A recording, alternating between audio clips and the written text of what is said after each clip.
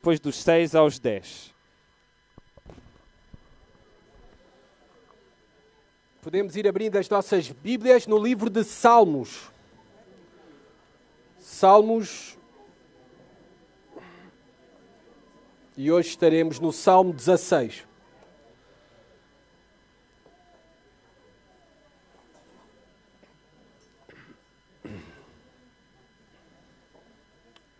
Salmo 16. Hoje iniciaremos uma série de exposições no livro de Salmos que estaremos a ter nos próximos meses. Não iremos expor de forma sequencial nem exaustiva todos os salmos.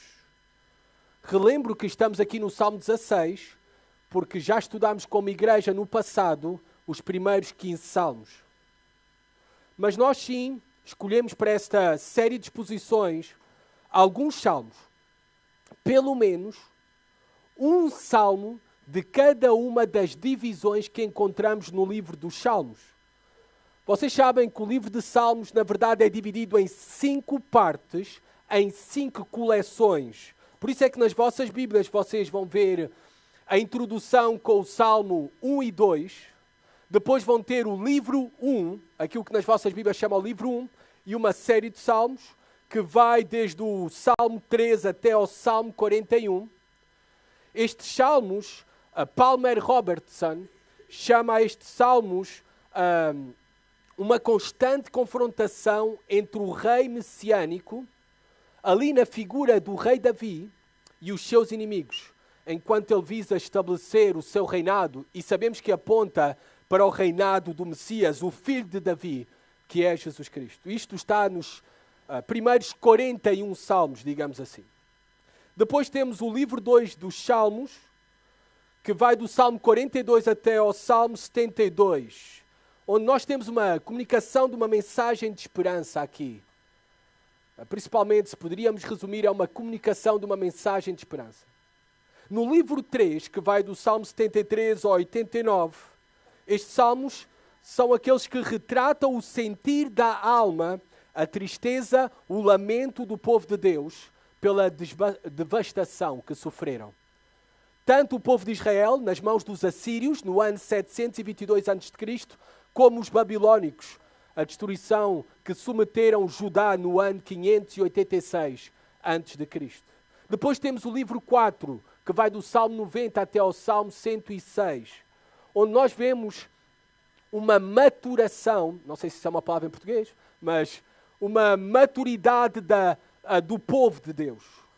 Depois o último livro, do Salmo 107 ao Salmo 150, a ênfase está na mensagem da consumação do reino de Deus. Então estes salmos foram organizados por alguém que organizou com este propósito em 5 livros com diferentes categorias. O livro dos Salmos é o livro maior que temos em toda a Bíblia. Também o livro que tem o maior período de escrita, que abrange o maior período de escrita. Tu tens Salmos que vai desde o tempo de Moisés até ao período pós-cativeiro babilônico. Ok? Pós, então, a destruição de Jerusalém pelos babilônicos, pós os 70 anos de cativeiro na Babilónia, tu tens Salmos aí. Então compreende um período longo de mais de 1000 anos. 1000 anos. Vários são os seus autores no livro de Salmos. Tu tens o mais conhecido e famoso de todos eles, e aquele que escreveu mais salmos, no total 73 salmos dos 150 que nós temos, que é o rei Davi. Depois temos também salmos de Moisés, salmos de Salomão, salmos de Asaf, salmos dos filhos de Coré, e na verdade temos até diversos autores, e temos até 43 salmos que não sabemos quem foram os seus autores. Se aquele que organizou o livro de Salmos quisesse inventar, então também nos outros 43 colocaria autores diferentes. Mas não. A autoria que está e a mensagem de autoria que está nos Salmos nós temos que confiar, porque foi inspirada por Deus. Então, o propósito destes Salmos é que ele é e deve ser conhecido por nós como o livro das orações do povo de Deus. O livro de Salmos, efetivamente, nos ensina a orar e tem esse mesmo propósito. Talvez nunca pensaste nisso? Eu diria que é mais um livro de orações do que um livro de cânticos. Mas também não deixa de ser um livro de cânticos. Livro de cânticos e livro de orações do povo de Deus. É interessante que tu tens, no primeiro salmo, aparece logo mencionada a lei, não é? Reparem, deixem uma marca no Salmo 16 e vamos ao primeiro salmo, ao salmo número 1 que nós temos. Reparem o que diz nos primeiros 2 versículos. Bem-aventurado o homem que não anda no conselho dos ímpios, não se detém no caminho dos pecadores, nem se assenta na roda dos escarnecedores. Antes o seu prazer está na lei do Senhor e na sua lei medita de dia e de noite. Lei é a palavra aqui hebraica para Torá. Torá significa todo o ensino de Deus. Tem a ver com mandamentos e o conselho de Deus, mas Torá também nas Escrituras é uma referência aos 5 primeiros livros na Bíblia. Por isso é que quem organizou o livro de Salmos o fez com o propósito de dividi-lo e organizá-lo em 5 livros. Apresentando-nos o livro de Salmos como a nova Torá do povo de Deus. A nova Torá, ensino de Deus, de como nós devemos adorá-lo, de como nós devemos orar. Interessante no Salmo número 2, ainda na introdução, é a introdução que resume todo o assunto do livro de Salmos. Ele vai falar do reinado do ungido de Deus. Vai falar deste reinado do ungido de Deus. E isto aponta, nós sabemos, para uma referência clara ao Messias, ao rei escolhido por Deus para reinar para todo o sempre, ao filho de Davi, à promessa que foi feita a Davi, que foi efetivamente cumprida na pessoa de Jesus Cristo. Então o livro de Salmos, com esta introdução, que nós vimos nos 2 primeiros salmos, tem o objetivo de ensinar o povo de Deus, a nós, a enfrentar com sinceridade a realidade da nossa dor e sofrimento neste mundo caído. Por isso é que vários salmos, primeiramente nos 3 primeiros livros dos salmos, coleções dos salmos, a maioria são lamentações. Tens alguns cânticos de louvor, orações de louvor, mas na primeira parte dos salmos, lamentação. A vida cristã também é feita de lamento, de lágrimas, sofrimento. E devemos enfrentá-la com sinceridade e realidade. Mas há uma transição no livro de Salmos. As 2 últimas partes do livro de Salmos, a maioria são salmos de louvor e menos lamento. Porque esse também deve ser a nossa realidade. Sim, iremos sofrer, mas louvamos o grande Deus que nós temos, a grande esperança que nós temos no Messias, em Jesus Cristo, a salvação que nós temos nele. Por isso podemos viver com confiança. E tal como o profeta Abacuque que nós vimos mais recentemente, o justo viverá pela fé. Pela fé. Por isso pode louvar e adorar a Deus, mesmo no meio desta realidade amaldiçoada pelo pecado dentro e fora de nós, mesmo no meio do sofrimento e em toda e qualquer circunstância. Então o livro de Salmos é um dos livros que eu mais amo para usar no aconselhamento bíblico com alguém que está a sofrer em provação e sofrimento. Porque nos ensina a ter a linguagem correta de como nós devemos encarar o sofrimento, esta vida, as circunstâncias, as crises e como devemos orar no meio das mesmas. E onde deve estar também a nossa maior esperança e confiança. E nós hoje vamos estar a estudar o Salmo 16. Então vamos ler este Salmo e depois vamos mergulhar neste mesmo Salmo e retirar aqui as pérolas que encontramos no mesmo para as nossas almas. Primeiro reparem, talvez a negrito nas vossas Bíblias está o Santo de Deus, a negrito. Este título não é inspirado, não faz parte do título original, ok?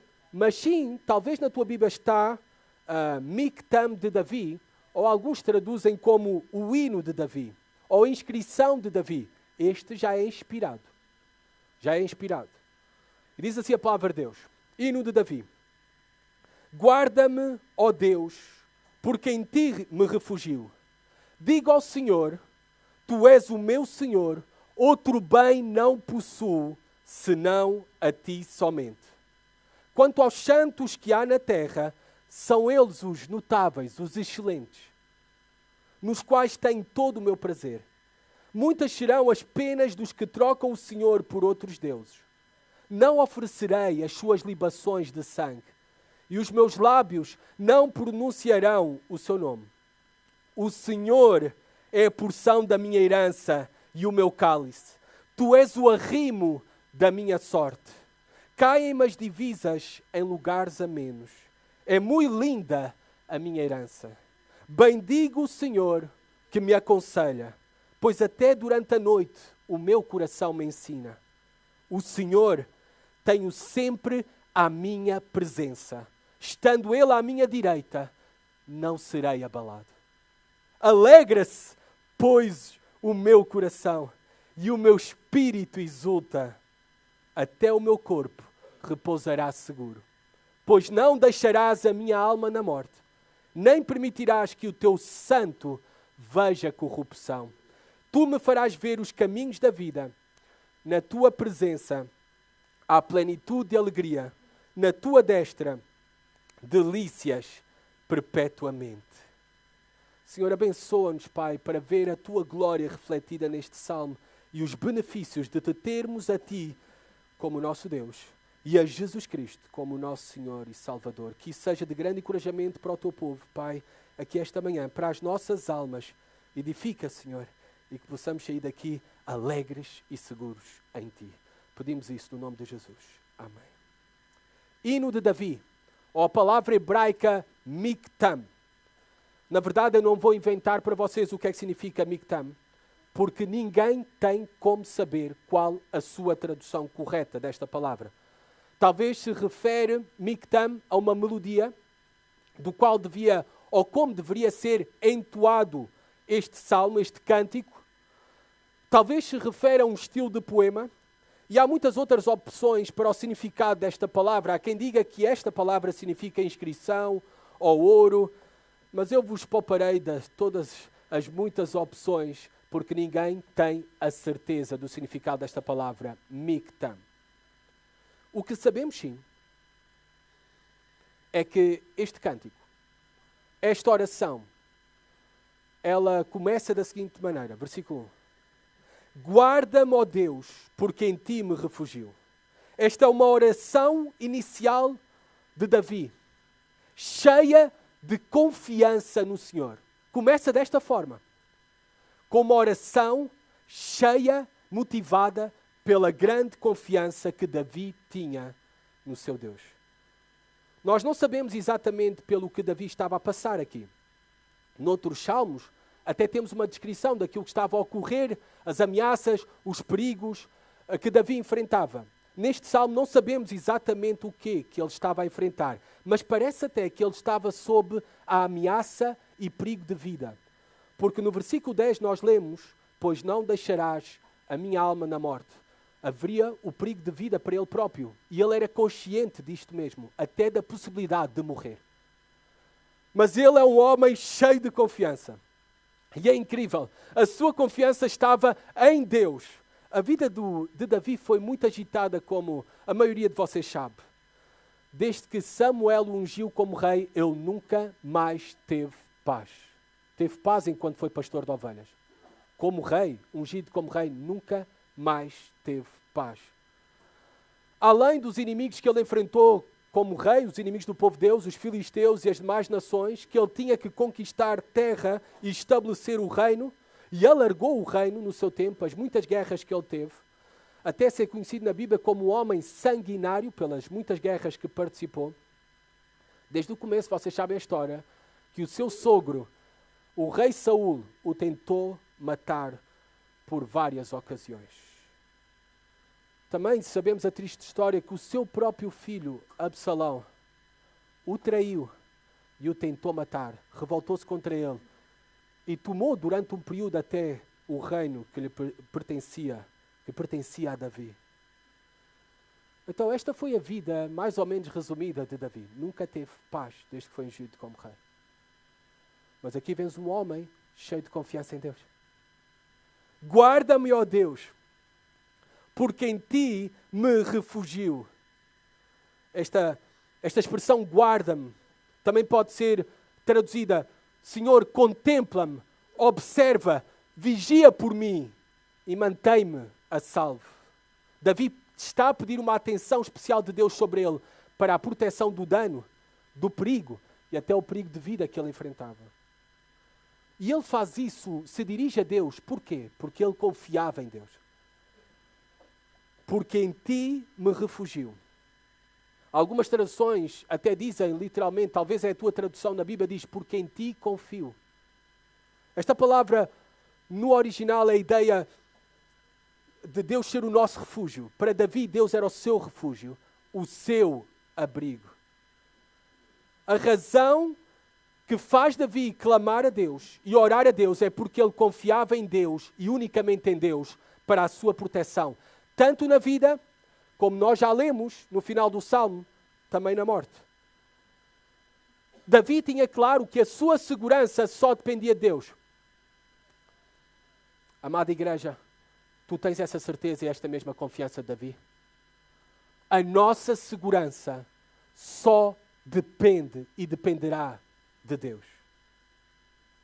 Como é que tu podes, por muito que te esforces, evitar que falem mal de ti ou inventem coisas sobre ti? Como é que tu garantirás que os teus filhos, em dada ocasião no futuro, não te irão rejeitar, te abandonar? Ou mesmo se virarem contra ti? Como é que tu, aluno na escola, irás escapar do rufia lá na escola? Tu sendo tão pequeno, ou pequena, ou fraco, ou fraca. Como podes assegurar que o teu emprego está garantido até aos últimos dias, não da tua vida eu diria, mas para completares a reforma? Como é que alguém aqui pode garantir que o cancro não nos irá atingir? Ou até eu penso muito nisso quando estou lá no alto, no avião. Eu aqui, nada depende de mim. Estou nas mãos do Senhor. Como é que tu podes ter a certeza e descanso que o avião não irá cair? Na verdade, amados irmãos, em todas as circunstâncias e todos os dias da nossa vida, nós devemos ter a confiança de Davi. A nossa segurança está nele. O nosso único abrigo seguro depende de Deus. É o próprio Deus. É Ele que nos faz viver com confiança. É Ele que nos faz andar descansados, independentemente daquilo que aconteça. Nós sabemos que Deus reina sobre nós, que Ele é o nosso Deus, que dependemos dEle e que Ele é por nós. Ele é por nós. Reparem as razões que Davi dá para confiar em Deus e sentir-se seguro nele. E isto começa a partir do versículo 2 até ao versículo 6. Há uma declaração principal. Eu não digo que há duas declarações de Davi, no versículo 2 e no versículo 5, porque eu acho, na verdade, que Davi está a falar da mesma coisa nestes dois versículos.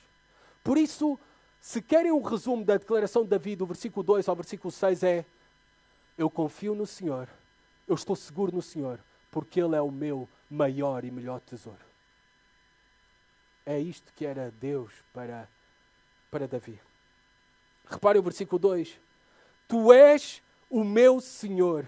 Outro bem não possuo, senão a ti somente. É interessante aqui, repara num detalhe nas tuas Bíblias. Quando diz, digo ao Senhor, Senhor deve aparecer na tua Bíblia com todas as letras em maiúsculo, correto?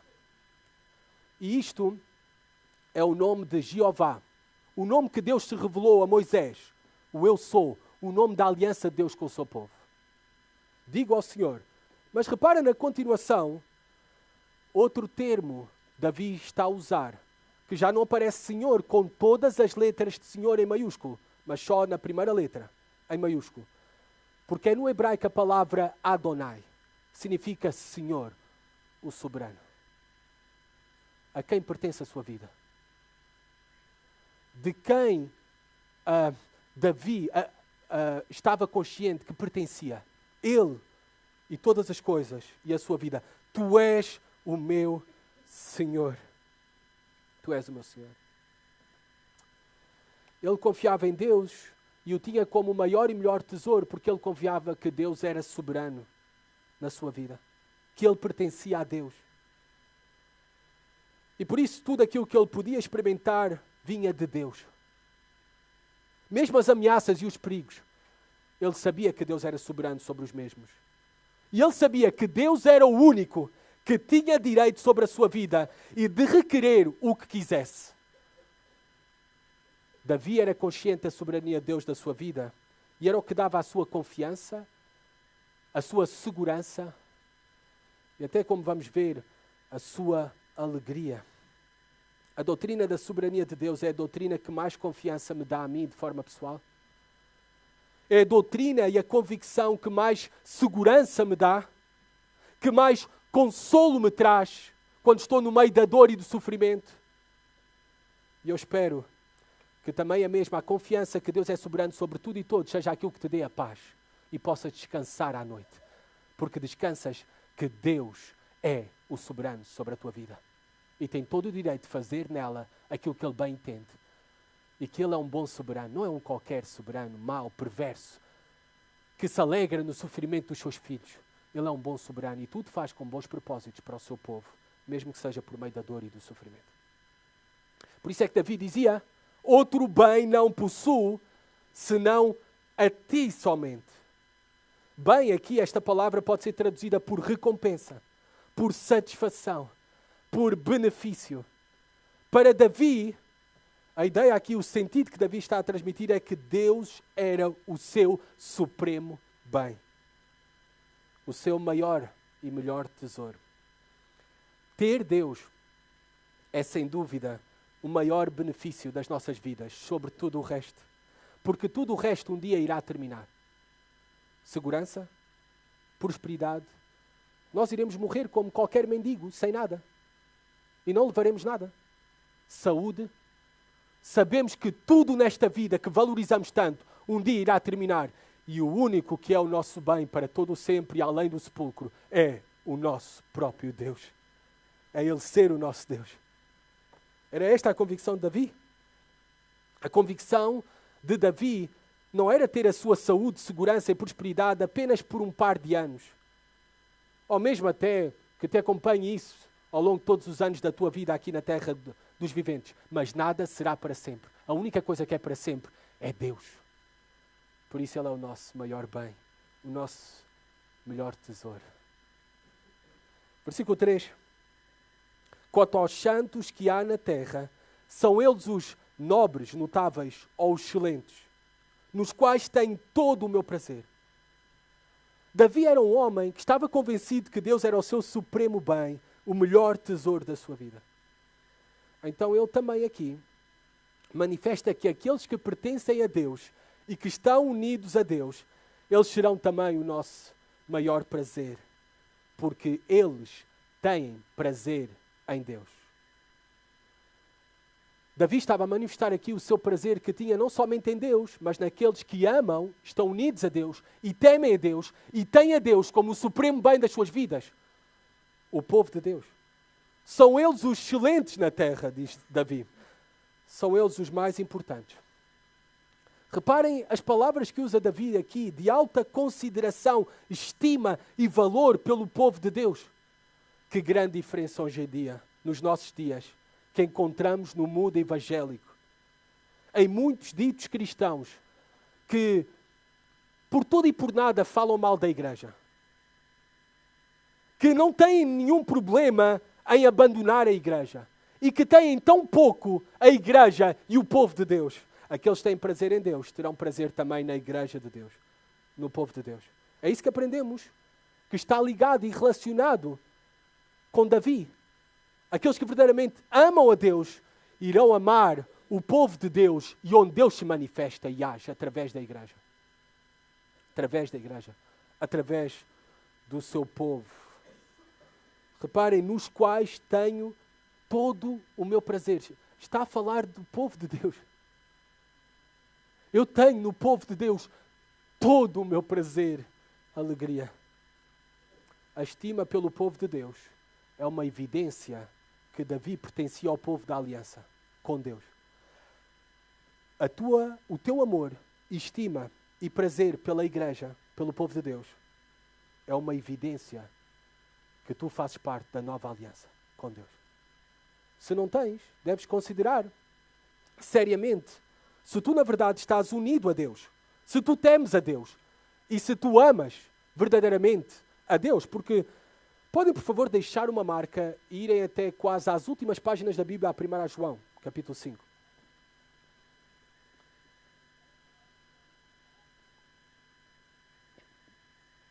1 João, capítulo 5.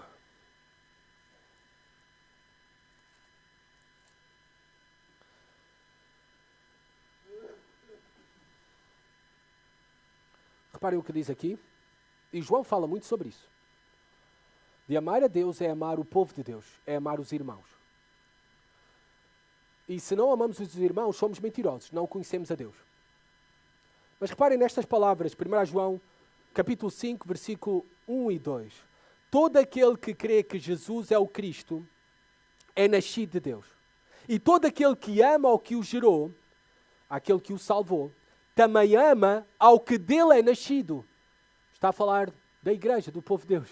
Se ama a Deus, ama ao que dele é nascido. Nisto conhecemos que amamos os filhos de Deus, quando amamos a Deus e praticamos os seus mandamentos. O povo de Deus será sempre especial para aqueles que pertencem a Deus. Teremos prazer nele e em estar com o povo de Deus e com a igreja de Cristo. Porque nós amamos aqueles que amam a Deus. E porque nós estamos unidos a Deus, mas também estamos unidos ao seu povo. Nós amamos aqueles também que amam a santidade, que amam a justiça e que buscam mesmo não de maneira perfeita, porque não existe nenhuma igreja perfeita. E nós não somos uma igreja perfeita. Mas pelo menos nos esforçamos para glorificar em Deus, a Deus em todas as coisas.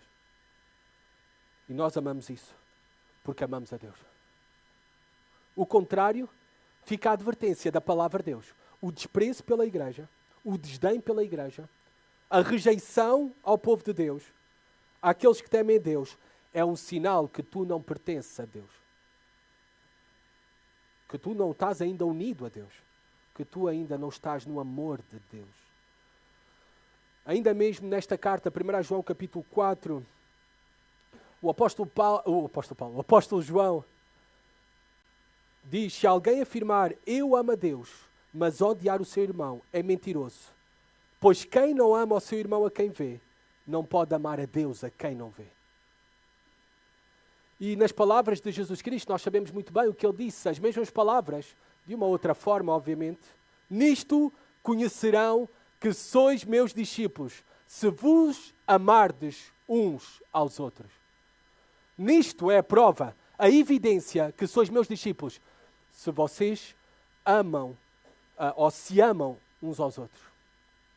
Não é somente dizer que amamos a Cristo, o amor a Deus, a Cristo se mostra no amor à igreja, no amor ao meu irmão e à minha irmã que está sentado ao meu lado.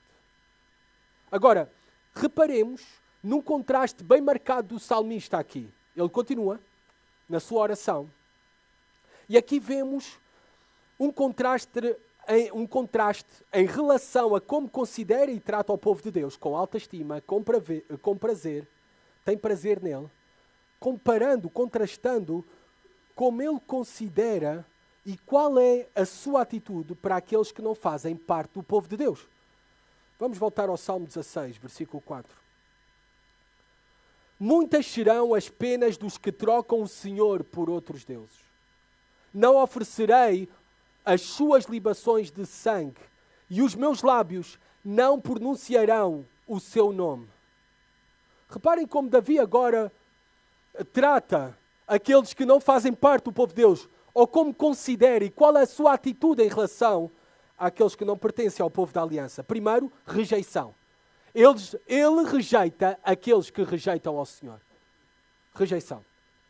Segundo, não associação.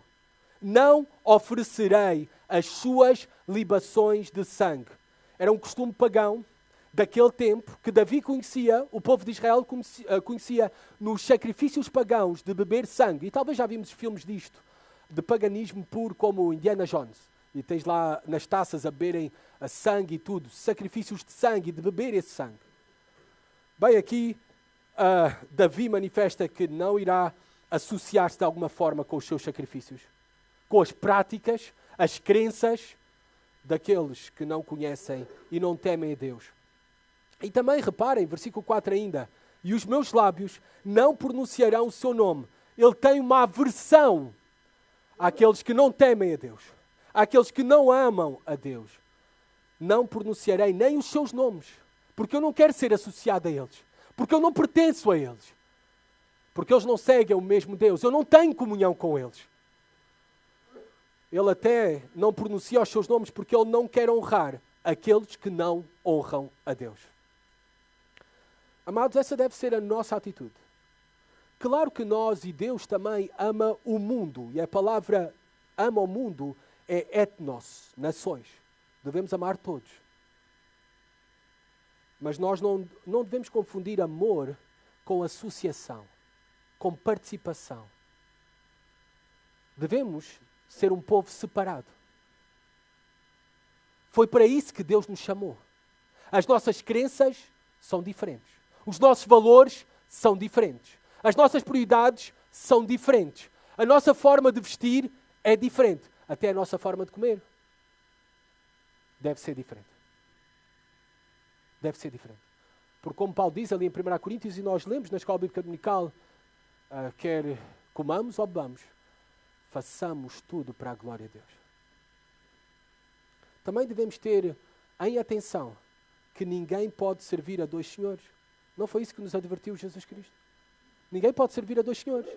Não pode estar com um pé nas coisas de Deus, em seguir a Deus, e com um pé nas coisas do mundo, e amando o mundo, e associando com o mundo, e valorizando o mundo, e em comunhão com o mundo. Não podes. Aquele que ama o mundo, o que é que diz a palavra de Deus? O amor de Deus não está nele. Não conhece a Deus. O amor de Deus não está nele. Aqui o amor ao mundo é este sistema de valores, de práticas, que Davi diz que rejeita e abomina. Porque são contrárias à santidade, à justiça, à glória de Deus. Ter a Deus como o melhor tesouro e maior e melhor tesouro das nossas vidas implica ter o mundo e aquilo que Ele oferece como lixo. Como lixo. Amar as duas coisas e querer reter as duas coisas não dá. Não dá. O nosso maior e melhor tesouro é Deus. É Deus. Se amamos o santo, temos de quebrar todos os laços com o pecado e com aqueles que praticam o mal. Eu volto a repetir. Se amamos verdadeiramente o santo, a Deus, nós temos de quebrar todos os laços com o pecado e com aqueles que praticam o mal. Não há zonas cinzentas na vida cristã. Ou é branco ou é preto. Ou és ou não és. Não podes amar o mundo e os seus prazeres e amar a Deus. Não podes ser cristão ao domingo e viver como demónio o resto da semana. Não podes dizer que amas o santo, mas amares mais a pornografia. Não podes dizer que temes a Deus, mas enganas, mentes, ofendes os homens e, por sinal e por extensão, ofendes a Deus, primeiramente e principalmente. E reparem aqueles que não temem a Deus, que não amam a Deus. O que é que ele começou o versículo por dizer? Muitas serão as suas penas. As penas dos que trocam o Senhor por outros deuses. As penas aqui é a palavra que pode ser traduzida por dores ou aflições. Aqueles que trocam o Senhor por outros ídolos, que já viram que é uma coisa ridícula. Trocar a Deus por outra coisa, o maior e melhor tesouro por outra coisa, por ídolos fabricados pelos nossos corações e até alguns pelas nossas próprias mãos. Que nós compramos a madeira, não é? Usamos esta mesma madeira, esta é a imagem que nós temos, creio que no livro de Jeremias, posso estar errado, mas que o profeta dá ali, que compravam a madeira, adquiriam madeira ou cortavam a madeira, usavam uma parte para a lenha, para cozinhar, depois a outra parte entregavam a um artista para criar um ídolo, e essa mesma madeira adoravam e confiavam nos ídolos. Que ridículo. Que ridículo. Mas nós talvez agora, tu estás a pensar, mas eu não faço isso. Eu não adoro imagens de estátua de madeira, sim, mas nós criamos outros ídolos com os nossos corações. João Calvino diz que o nosso coração é uma fábrica de ídolos. Continuamente, eu posso ver na minha própria vida ídolos a serem levantados que eu tenho que derrubar. O ídolo do temor aos homens, da reputação, o que os homens vão pensar sobre mim. O ídolo do prazer, do conforto. O ídolo do prazer sexual. É a mesma coisa. Coisas vazias e inúteis. Coisas vazias e inúteis. Eu penso nesta imagem de jovens nas discotecas. Muitas vezes tu vais a Lisboa e aqueles que andam de Uber e são motoristas profissionais de Uber sabem aquilo que eu estou a dizer. Se vais bastante cedo, de madrugada a Lisboa, lá por volta das 5, 6, 7 da manhã, tu vais encontrar jovens tirados na rua, deitados no seu próprio vómito. Agora, eles não pensaram quando foram à discoteca que iriam terminar a noite assim. Ninguém pensa, senão ninguém vai. Eles pensavam que iriam se divertir, queriam ter prazer, queriam desfrutar. Terminam humilhados, piores que animais no seu próprio vómito. É isto que é o pecado e os ídolos te conduzem. Prometem muito, mas pagam tão mal. Tudo aquilo que não é Deus nesta vida é vão, inútil. Correr atrás do dinheiro. Oh, quantos homens e mulheres correm atrás do dinheiro. O seu grande ídolo dos seus corações. Deixa-me dar-te uma novidade, se ainda não pensaste sobre o mesmo. Irás terminar a tua vida como qualquer outro mendigo, sem nada. E não irás poder levar nada para a eternidade. É inútil. É inútil. Muitas serão as penas, dores, aflições, do que trocam o Senhor por outros deuses. Nesta vida, e nem falar na eternidade. Nem falar na eternidade. A condenação eterna, serem rejeitados por Deus para todo o sempre, porque rejeitaram a Deus durante toda a sua vida. E Deus é justo em julgá-los e condená-los para todo o sempre. O resultado de seguires os ídolos do coração será vazio, desperdício, miséria, ruína. Este é o destino de todos quantos aqueles não confiam em Deus, que não têm a Deus como o seu refúgio, o seu abrigo. Eles, na verdade, não estão seguros, mas eles estão inseguros. Eles, na verdade, não têm certeza de nada, mas eles vivem na incerteza. Esses homens que não confiam e não têm a Deus como o refúgio da sua vida, o abrigo, eles mesmos são arrastados pelos dilúvios dos erros e prazeres deste mundo e acabarão por afogar-se nos mesmos para a sua destruição eterna. Lembra-se da imagem de dilúvio? É esta imagem que caminha esta sociedade sem Deus. Destruição. Destruição. Mas Davi volta a declarar qual é o seu melhor tesouro. Versículo 5. O Senhor é a porção da minha herança e o meu cálice. Tu és o arrimo da minha sorte. Reparem aqui novamente o nome Jeová, ou Javé, ou Yahvé. Ninguém sabe como pronunciar corretamente. Quem te disser que sabe pronunciar corretamente está a mentir para ti. Mas é este nome, Eu Sou, que ele se revelou, o Deus da aliança. E ele diz aqui, Ele é a porção da minha herança. Eu vejo muitas semelhanças com este versículo, com o versículo 2. Eu pelo menos vejo. Eu não vi os comentaristas a verem, mas... E talvez isso pode ser um problema. Mas parece que Davi está a dizer a mesma coisa. Diga ao Senhor, Tu és o meu Senhor. Outro bem não possuo, senão a Ti somente. Ou seja, o Senhor, Tu és o meu Deus e Tu és o meu supremo bem.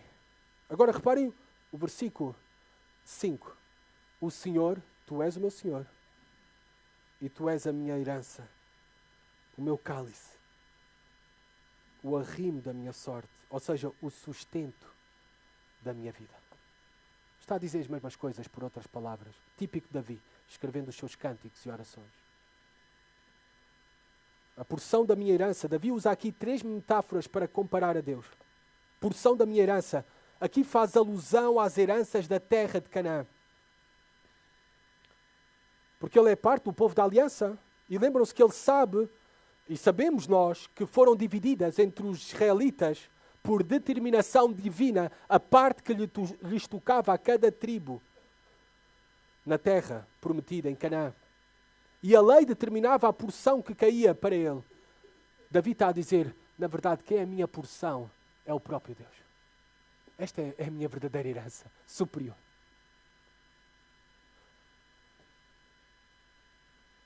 O meu cálice.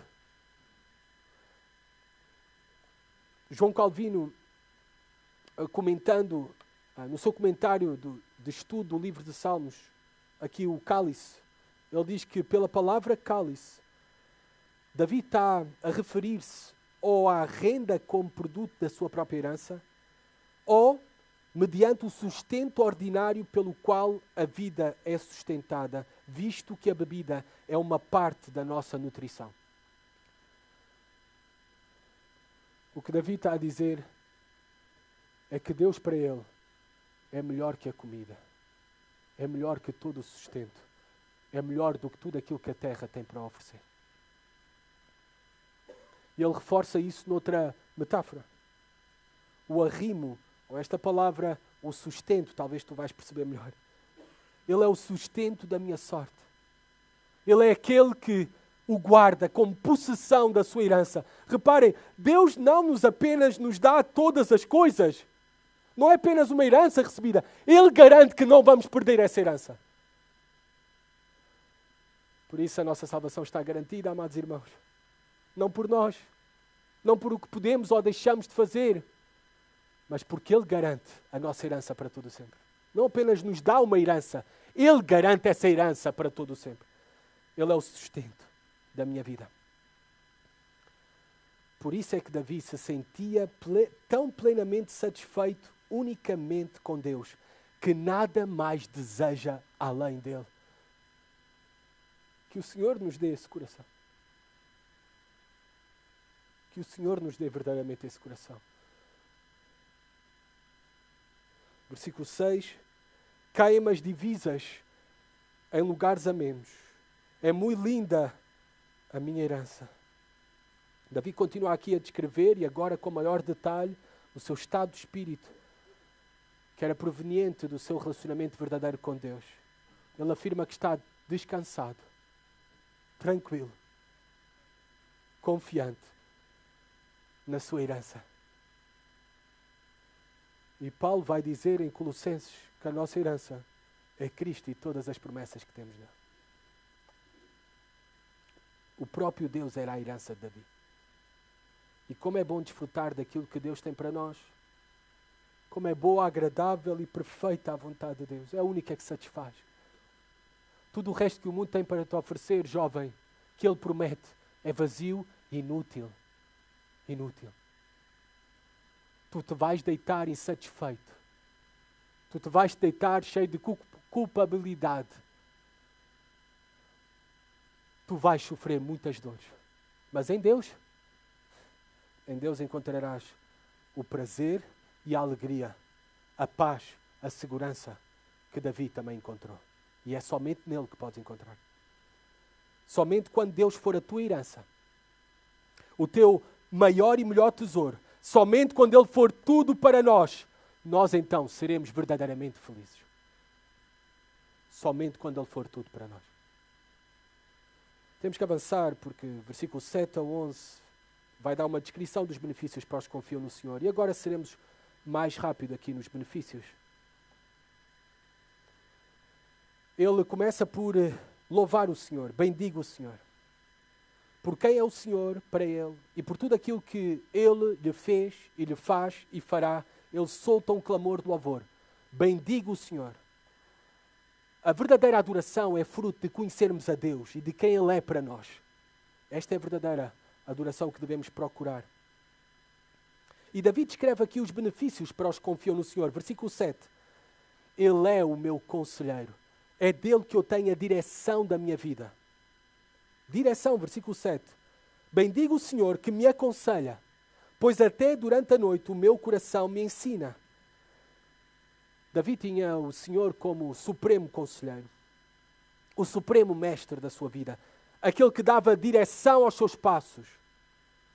E isso nós sabemos que ocorre por meio do seu Santo Espírito de maneira contínua, mas não separado da palavra de Deus. Nós precisamos da direção de Deus, do ensino e do conselho de Deus, que só encontramos na palavra de Deus. Por isso, tal como Davi, nós temos que buscar ao Senhor constantemente. Reparem o que Davi diz: pois até durante a noite o meu coração me ensina. Ele já está afastado do povo da comunidade, ele já está sozinho no seu quarto, é de noite, e ele está a refletir na palavra de Deus, em Deus, nas suas promessas. Ele buscava o Senhor de maneira constante. Para nós termos direção na nossa vida correta, devemos também de buscar a Deus constantemente, tal como Davi. Ter Ele como o conselheiro. Repara o que diz aqui: o meu coração me ensina. Literalmente a palavra que aparece no original não é coração, é rins. Porque no entendimento dos judeus, os rins é o homem interior, onde estão situadas as emoções, o ventre, as emoções, os sentimentos. O coração, o homem interior, a alma humana, só pode ser aconselhada, renovada e transformada pela palavra de Deus e o Deus da palavra. Só o Espírito Santo, usando a sua palavra, tem esse poder. As psicologias e os seus terapeutas não têm o poder de mudar um coração. Só a palavra de Deus. Versículo 8 a 9, ele não é apenas aquele que lhe dá direção, mas é aquele que dá segurança. O Senhor tem-o sempre à minha presença. Estando Ele à minha direita, não serei abalado. Alegra-se, pois, o meu coração, e o meu espírito exulta. Até o meu corpo repousará seguro. Reparem o que Davi está a fazer. O Senhor tenho à minha presença, mas também tenho à minha direita. Ele era consciente que Deus é Espírito omnipresente. Está em todo lugar. Ele era consciente da presença de Deus, da providência de Deus em todas as coisas na sua vida, à sua frente, à sua direita, e da necessária dependência que ele tinha deste Deus, de quem dependemos unicamente. Os reformadores, no século XVI, chamavam esta atitude consciente que nós devemos ter, que estamos diante da presença de Deus, de Coran Deu. Coran Deu, que significa perante a face de Deus. Consciente que em todo o tempo nós estamos diante da face de Deus e o olhar de Deus está sobre nós. E por isso estamos seguros. Por isso não estamos sozinhos. E também isso nos motiva para glorificar ao Senhor em todas as coisas. Deus é por nós. Deus nos protegerá. Deus nos guardará. Deus nos vigia constantemente, em todo lugar e em toda a circunstância. Segurança. Era o que Davi tinha como confiança que Deus era para ele. E reparem, o versículo 9 relembra muito as últimas palavras do profeta Abacuque. Não é? Todavia eu me alegrarei no Senhor, exulto no Deus da minha salvação. Abacuque ali, capítulo 3, ao final. E parece as mesmas palavras de Davi no versículo 9. Alegra-se, pois, o meu coração, e o meu espírito exulta, até o meu corpo repousará seguro, independentemente das ameaças, independentemente das circunstâncias da minha vida, porque a minha confiança está em Deus. Por isso é que Davi não se entregava ao medo, à ansiedade. Quando nos sentirmos cercados de todos os lados por muitas dificuldades e aflições que teremos nesta vida, o nosso único remédio é o mesmo remédio que foi para Davi, é olhar para Deus. Olhar para Deus, e somente nele encontraremos verdadeiro descanso, tranquilidade, segurança, paz, alegria para as nossas almas. Uma fé triunfante como a de Abacuque e como a de Davi é resultado de uma confiança em Deus, em quem é Deus e na convicção que Ele é o nosso maior e melhor tesouro. Termina com o versículo 10 e 11 este salmo. Versículo 10, pois não deixarás a minha alma na morte, nem permitirás que o teu santo veja corrupção. Repara, diz aqui, não deixarás a minha alma na morte. o motivo da alegria de Davi em Deus é que Deus também garante a sua ressurreição. Ressurreição. Não deixarás a minha alma na morte. Davi tinha esta confiança em Deus. Mesmo que ele fosse morto por aqueles que o ameaçavam, ele iria ressuscitar um dia. Ele iria ressuscitar um dia. É impressionante isto, porque o que os homens mais temem é a morte. Mas reparemos aqui que Davi nem isso temia. E tal como Paulo, que lemos, o irmão Daniel leu para nós no tempo da ceia, desdenhava da morte. Desdenhava da morte. Davi também aqui desdenha da morte. Porque ele nem temia a morte e por isso não havia nenhum empecilho para ele ser verdadeiramente feliz. Ele era verdadeiramente feliz. Porque até na morte, ele sabia que podia confiar na ressurreição futura. A última parte do versículo 10 é muito interessante. Nem permitirás que o teu santo veja a corrupção. Davi, o que é que estás para aqui a dizer? O teu corpo não se vai decompor? Tu és pó e Deus disse que ao pó voltarás. E Davi efetivamente voltou a ser pó. Aliás, eu visitei em Jerusalém o túmulo de Davi. Obviamente não sabemos se é efetivamente Davi que está ali. Eu visitei o túmulo de Davi. Ele morreu. Ele corrompeu-se. O seu corpo voltou ao pó. Mas, amados, em Jerusalém também visitei outro túmulo, mas que estava vazio.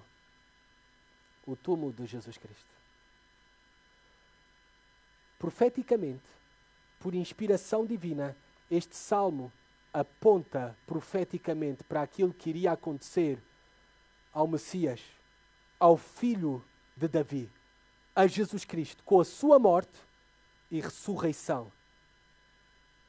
Sabemos isto porque o Novo Testamento, tanto Pedro como Paulo, aplicam esta parte do salmo para falar da ressurreição de Jesus Cristo e não de Davi.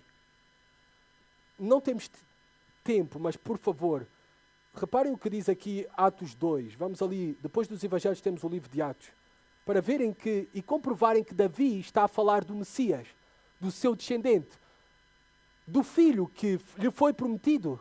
Enquanto vocês abrem Atos 2, nós sabemos que foi prometido um filho a Davi. Em 1 Crônicas, capítulo 17, versículo 2, foi prometido um descendente a Davi que iria reinar para sempre, viver para sempre. Davi não viveu para sempre, Salomão não viveu para sempre.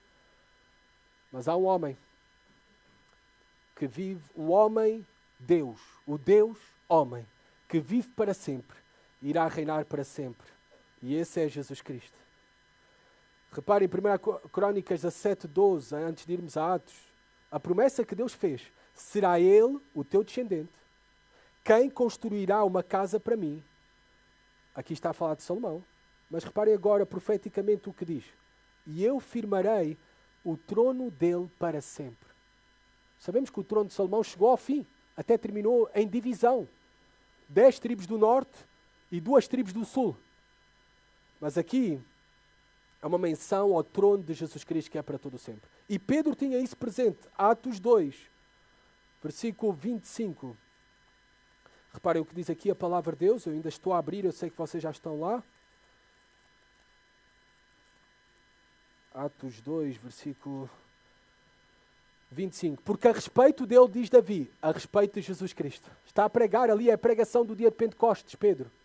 Diante de mim envia sempre o Senhor, porque está à minha direita, para que eu não seja abalado. Por isso se alegrou o meu coração e a minha língua exultou. Além disto, também a minha própria carne repousará em segurança. Porque não deixarás a minha alma na morte, nem permitirás que o teu santo veja corrupção. Fizeste-me conhecer os caminhos da vida, encher-me-ás de alegria na tua presença. Está a citar, literalmente, o Salmo 16 e apontando para Jesus Cristo. Para o facto da ressurreição de Cristo. E Paulo faz o mesmo com este Salmo.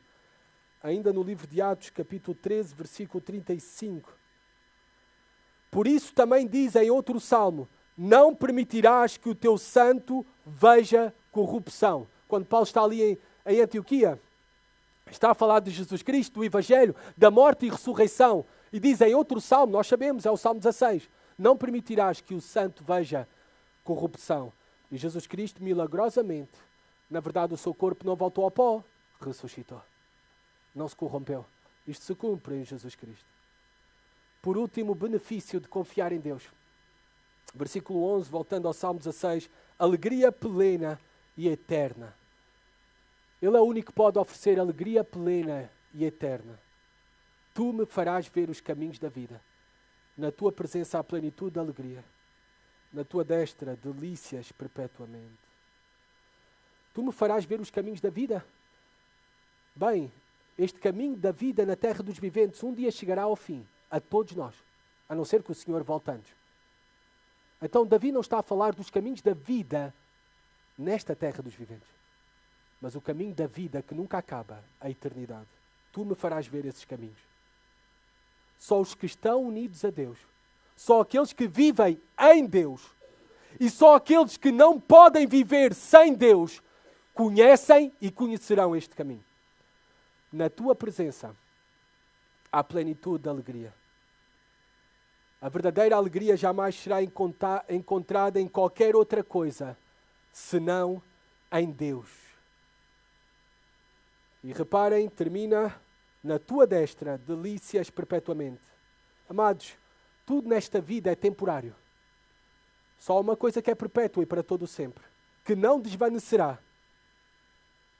É Deus, as suas promessas para nós, a eternidade gloriosa que nos espera, para aqueles que estão em Deus, que estão em Jesus Cristo. Deus é o nosso supremo tesouro. Nele, e somente nele, as nossas almas podem ter verdadeiramente segurança e alegria para sempre. É esta uma realidade para ti? Ou ainda andas à procura em qualquer outra coisa ou sentido para a tua vida, para a tua existência? A segurança, a alegria para a tua alma. Deixa-me dizer-te que esta é a mensagem de Davi para nós. Somente em Deus, somente em Jesus Cristo acharás verdadeira alegria. E se estamos verdadeiramente em Cristo, então as nossas vidas estão sobre a rocha. E a nossa rocha é Jesus Cristo. Somente nele as nossas almas estão verdadeiramente seguras e estarão por toda uma eternidade. 1 Coríntios 15 não vamos abrir, mas nós já lemos. E neste capítulo Paulo fala sobre, lemos um excerto de 1 Coríntios 15, e fala aqui claramente que Jesus é a primícia daqueles que dormem e será também de todos nós, usando aqui dormir como eufemismo para a morte. Será também a primícia. Ele foi o primeiro a ressuscitar e porque ele ressuscitou, garante que nós também iremos ressuscitar. Por isso é que a nossa herança é Jesus Cristo. Por isso tudo aquilo que temos para sempre é Ele e está nele. Por isso é que a nossa verdadeira alegria deve estar unicamente no Senhor. Esta pérola de grande valor, o tesouro maior e melhor das nossas almas, não é ganhar o Euromilhões, é ganhar Jesus Cristo e desfrutar dele para todo sempre. Senhor, obrigado pela tua palavra. E obrigado, Senhor, porque ela nos mostra a tua glória, a glória do teu Filho, do Messias, do Salvador, daquele que é o nosso tesouro maior e melhor, a nossa herança. Aquele, Senhor, que é o único pelo qual nós podemos ter a certeza da segurança nesta vida e por toda uma eternidade. E que somente nele, Senhor, nós podemos ser verdadeiramente felizes, Pai. E também somente nele e por ele, Senhor, e para ele, iremos desfrutar, Senhor, de Ti para todo sempre. Nos espera, Senhor, delícias perpetuamente, Senhor. Que maravilhosa esperança nós temos. Por isso que Tu sejas a nossa alegria, Senhor, hoje e sempre e para sempre. Amém.